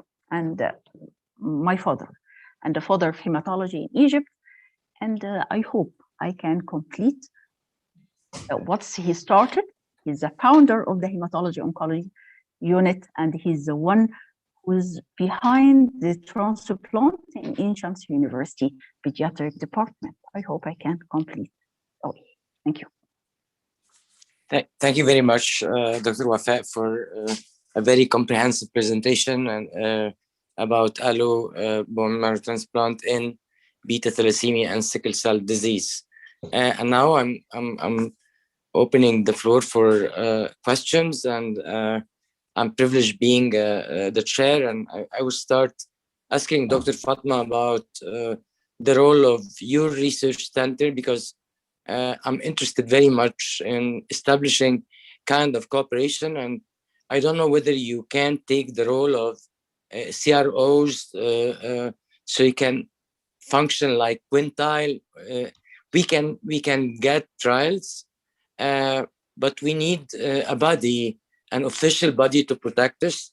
Maybe Dr. Mohsen would remember how they looked into our clinical trials, and the only trial that we did, it was kind of a nutritional support thing, phase 3 trial, and it was a big thing. So are we having the infrastructure in Egypt to go for phase 2 trials? Especially if we do not lack the infrastructure, if you're having the checks and balances, and if you consider yourself like a good auditing body, so can we be daring, and can we make use out of your center? As I said, the clinical research center in Ain Shams provide, there is like back news, I don't know from where, but as I said that the clinical research center of Ain Shams to give like a full support and service for all the please I'm trying, sorry. Yes, I'm trying. But keep the photo, it's nice, but make yourself mute. Go ahead, Fatma. As I said, that our research center is like cooperating with a national body, not only in Egypt, but with a national body like MD Anderson and the University College of London in many projects. And our role in this project is like we are the hub for and the main contractor for this research, and then we subcontracting other national body like university in Asyut and in many other research. Our role there is like covering and monitoring and training all the staff. And if you speak about the phase 2 study, yesterday we have like a meeting with Professor Dr. Mahmoud al-Mitani and Dr. Hisham al-Ghazali, Dr. Manal Hamd al-Sayed, which is responsible also for Masri, and the great news that we will have a dedicated complete floor in the geriatric hospital for phase 1 trial. And we will have like a support from the CRO like CLI. The official opening or the official statement about this will be of course came from Professor al-Mitani, but we are in the in Masri CRC our aim is not only conducting a trial, but we are working in approaching the CRO pharmaceutical company. We have a lot of meetings in the last few months with the pharmaceutical company to bring their work and to bring their study to Egypt. And we have a very successful one story of for COVID trial. The BI was Dr. Awad Tajuddin work as a national BI, and the hub for all Egypt was Masri CRC. The only problem, Dr. Ala, as you know, is the regulatory role in the clinical trial. And with the support of Dr. Awad Tajuddin in the new law, we only need the explanation of the law. And if we end by that the higher committee for the clinical research stick to this statement in the law that after 60 days, if we don't have an answer, it's like an approval. This will expand the clinical research and clinical trial in Egypt, not only in the pediatric hematology, oncology. I'm speaking about all the clinical trial, because Masri is not only concerned about the pediatric. It's like a major part, but it's covering all the specialty. I am concerned about my own subspecialty only, and that's why I'm asking.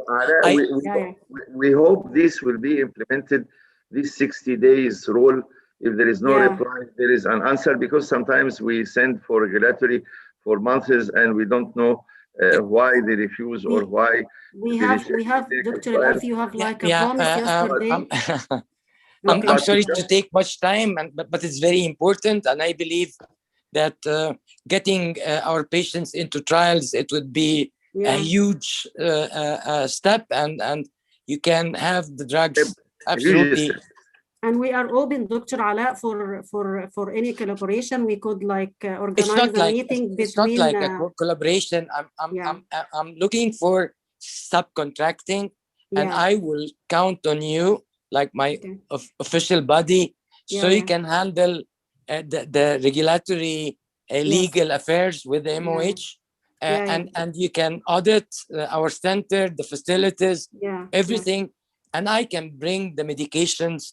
And it doesn't have to be pharmaceutical-based trial. You will have, Dr. Ala, all of our support, and we that's great. From this that's meeting great, we could organize a meeting with Dr. Manal. Absolutely, I discussed it with Manal earlier, and I wanted to confirm, because I'm interested very much in having your center as a body to protect our center, because it's our honor. I would like to go to Professor Piga. Professor Piga, I would like to know about the Italian thalassemia population is an old population a little bit. If you could share share the video and stop sharing Dr. Wafa, the presentation. Okay, Professor Piga, do you believe the future of management of thalassemia, like transplantation started 40 years ago by both Lucarelli and Thomas Donald, and Lucatelli continue, and started with Hussam Kamel and Ala Haddad and Professor Wafa and Khalid Salama and Shanshuri and all the others keep, but still the BMT in thalassemia less than 1%. The antenatal program is great in Italy and Cyprus, but is not effective in Egypt. Gene therapy, I think, will not cover except like 1 in 1,000, and in 5-10 years it will be 1 in 100. The new therapy. So what's the landscape in Italy, Europe? Then we could compare it to Middle East and Egypt. Then we could continue in that aspect. Antonio. Well, you are right in the sense that the limiting factor is the cost today, and but we have to take in mind that gene editing is by far cheaper, basically, than gene therapy by addition. So I get now is the great news, but I think there is a lot of competition for techniques and for using the same techniques, but at the best from so many different groups in the world that I guess that the cost of gene editing with CRISPR-Cas9 will lower and lower. So I guess that if the safety in, let's say, 3-5 years, the safety issue will be, I don't say solved, but will be lowered a lot. Gene editing by CRISPR-Cas9 in silencing BCL11A will be the treatment for thalassemia and sickle cell in most of the countries. For approaches like luspatercept, again, are very effective, but the cost it's too important even for countries like Italy that is not rich but is not poor. So I guess that is a matter of politics. If the politician will be, as in the past, able to counterbalance the industry points of view, the cost will lower for the world. Yeah. I was going to ask one question for all the presenters. In Egypt, we're doing transplant, and like Dr. Wafa was saying that we prefer risk class 1 and 2, and then we can do a transplant for risk class 3. And I want to mention one thing, that when you're heavily transfused, you need to get tested for donor-specific antibodies, because sometimes it can reflect on the rate of rejection. Yet, we are strictly talking about HLA identical sibling or HLA related cord blood. And we, in Egypt, and because we are lacking a registry and we're lacking national cord blood banks, we are going in a very fast way into haploidentical transplant with very reasonable results so far, or right now. But I'm very convinced that I would do it for fatal diseases like combined immune deficiency, severe aplastic anemia that is not responding to immune therapy. Relapsing leukemias don't have a chance but to do a transplant. And I'm quite adamant about refusing doing a haploidentical transplant for patients with beta thalassemia major. I don't know what's your opinion about it. If you like an opinion from a clinician like me that try to have all the different approaches to the disease, the haploidentical, there is no room in thalassemia for haploidentical transplant if the conventional treatment is of good quality, because the risk, even at the best, is not the ones that is published at the best in the papers on bone marrow transplant. The expert of haploidentical transplant in the world tell you the right story. So to me, there is no room for haploidentical transplant. We have several patients that refuses haploidentical transplant for the risk. They say, okay, I will wait for better options.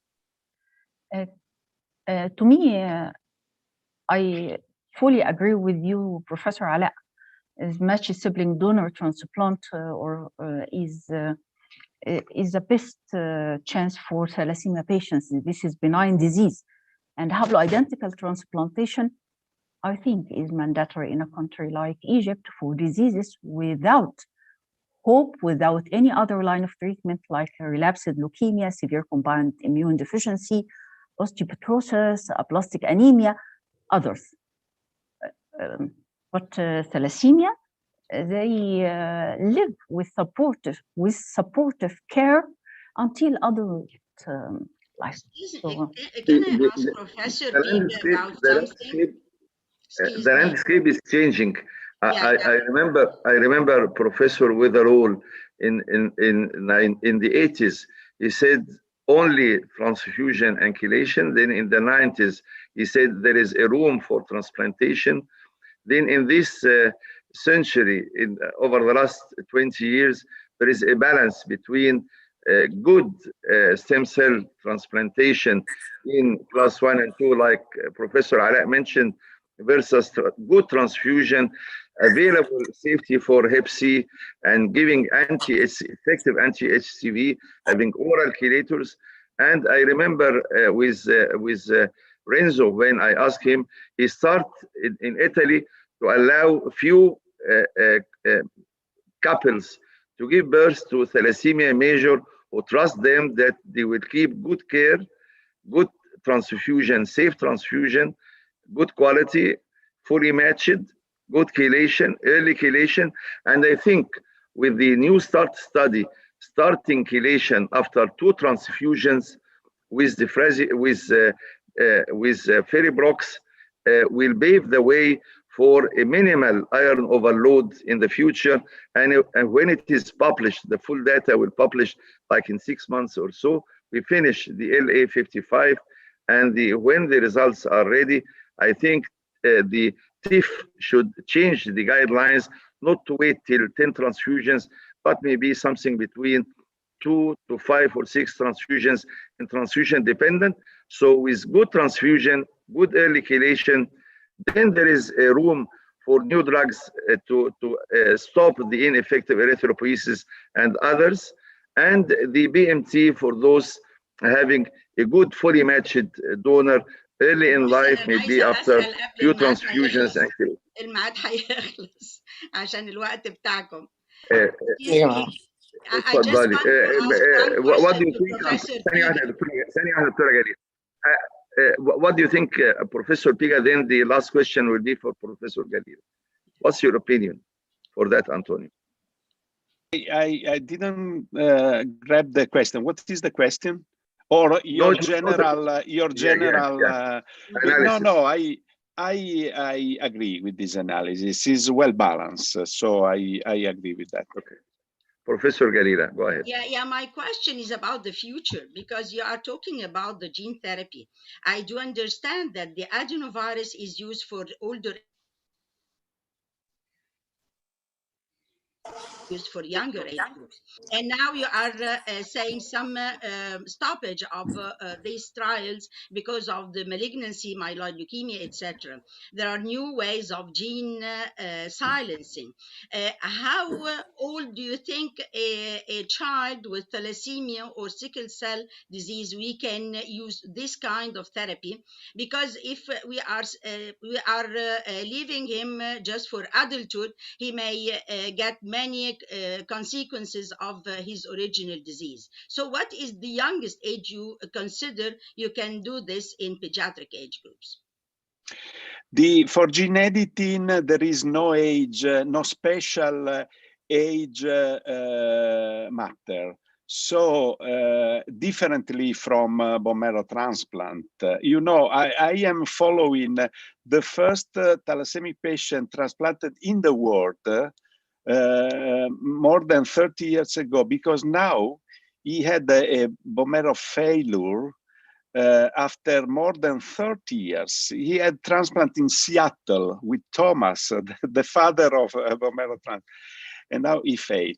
Because the niche, a couple of days ago, you had an excellent paper from Milan Group on the niche in the bone marrow that is important considering for bone marrow transplant. So I guess that with gene editing and the type of approach, you lower this problem, so there is no main problem of age. And so ideally, gene editing, when the safety will be lower than or solved, the ideal patient will be very young. Obviously, the clinical trial that are running now have to produce evidence of the good result in pediatrics. So the pediatric studies are very, very important. So you consider by the age of 2 or 4 or 6 or whatever age? Yes, if you are sure that the genotype and phenotype is severe, yes. If this is not so sure, it's better to wait to observe the phenotype, not to go to risk and costly treatment for a patient that seems a beta zero, but then is a non-transfusion dependent patient. So you know that the story is not so easy. But the answer is yes. If the case of thalassemia is severe, consider very early this approach. Thank you. Before Professor Ala is closing the session, I would like to make two announcements. We will have Friday prayer for 1 hour.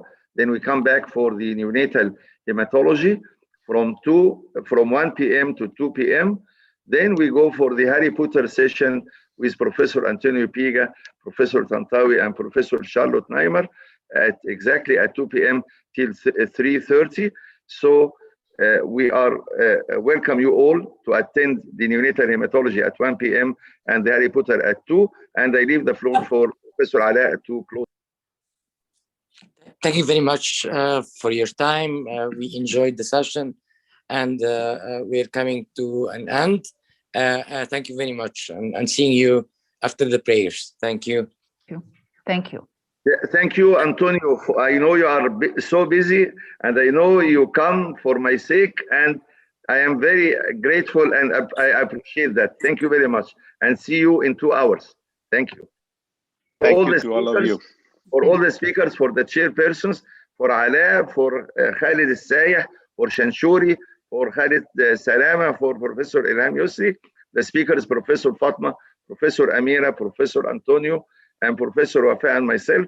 And a special thanks for Professor Galila and all the panelists for attending this morning session. And we meet in 1 hour, and we meet Antonio in 2 hours. Okay, we go for prayer. Bye. Bye.